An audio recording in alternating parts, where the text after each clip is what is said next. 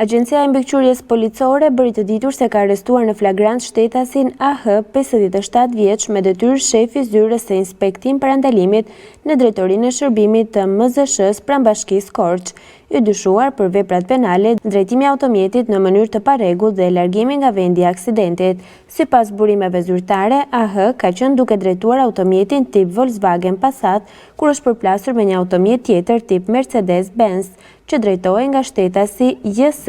Pas përplasjes, ai është larguar nga vendngjarja, ndërkohë që nga aksidenti ka pasur vetëm dëme materiale.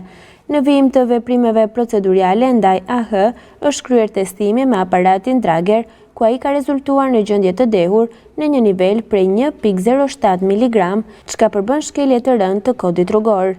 Materialet procedurale janë referuar prokurorisë pranë gjykatës së shkallës së parë të jurisdiksionit të përgjithshëm Korç, ndërsa hetimet vijojnë për të zbardhur plotësisht rrethanat e ngjarjes.